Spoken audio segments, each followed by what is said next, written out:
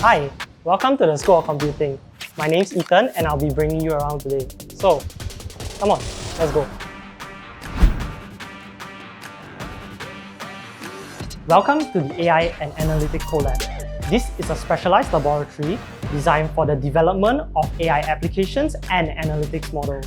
This room is equipped with a high-performance computing server where students will be able to experiment with deep learning applications to gather hidden insight about big data.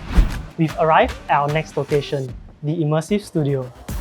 This is actually a design studio that specializes in advanced software capabilities to simulate immersions into the virtual and augmented worlds.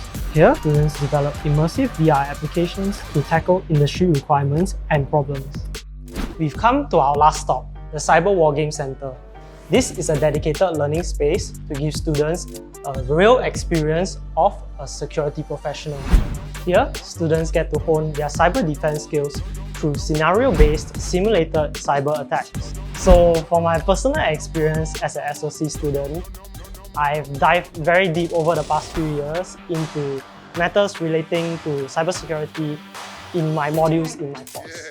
So I find these modules actually really meaningful for the future as literally everything is going digital nowadays.